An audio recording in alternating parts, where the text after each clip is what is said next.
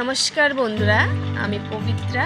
আর আমাদের চারজনকার বলতে গেলে সংসার, আমার 2 মেয়ে আর আমি আর আমার হাজব্যান্ড। আর এই যে দেখছো আমার এই ছোটো পুচকি, আর ওকে মানে রেখে কোনো কাজ করা যায় না, খুবই দুষ্টুমি করে, যেটা পায় সেটাই কিন্তু মুখে দিয়ে দেয়। তো ওকে ঘুম পাড়িয়ে দিলাম।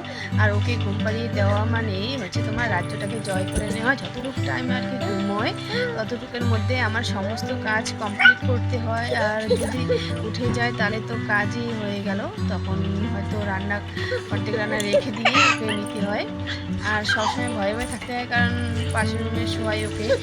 আর এইদিকে কাজ করি, কারণ বিস্কুটে পড়লে আবার ও কী করে একা একা বিছানা থেকে নেমে যায়। আর ও মানে ভয়ই লাগে ওকে রাখতে, সেজন্য ওর পায়ে আমি পায়েলগুলো পরিয়ে দিয়েছি।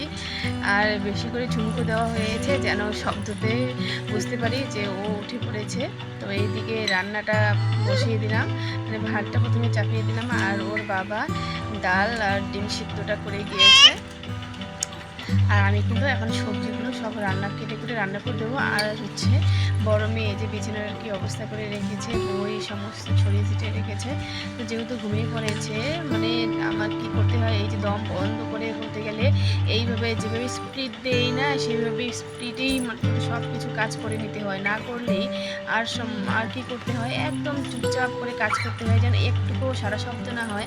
একটুকু যদি সারা শব্দ হয় উঠে পড়ে, সেজন্য কিন্তু ভয়ে ভয়ে আমার সমস্ত কাজ, যতটুকু কাজ থাকে ততটুকু মানে করে নিতে হয়। আর হচ্ছে গিয়ে তোমার পাশে মেয়ে 2 মেয়ে খেলছে। কী বলি, মেয়েটারও শরীরটা বেশি একটা ভালো না, গাটা গরম, জ্বর হয়েছিল মনে হয়।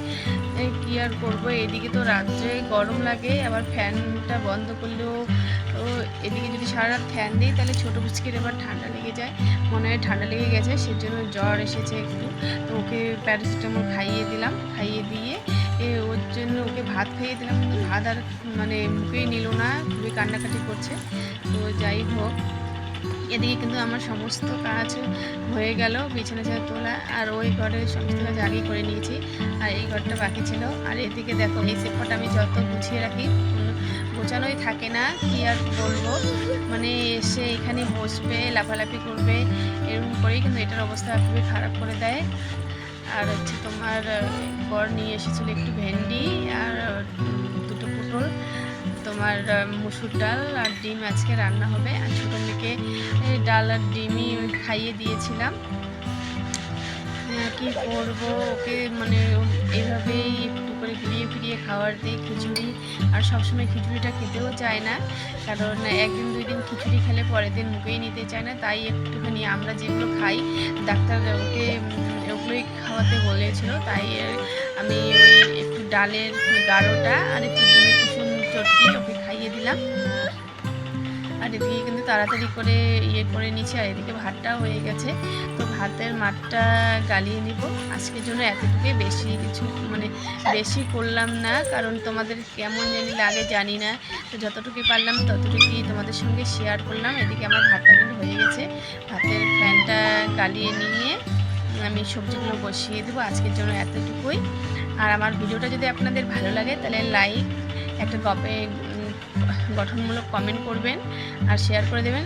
আর যদি বেশি ভালো লাগে তাহলে কিন্তু সাবস্ক্রাইব করে দেবেন চ্যানেলটা। আজকের জন্য এতটুকু।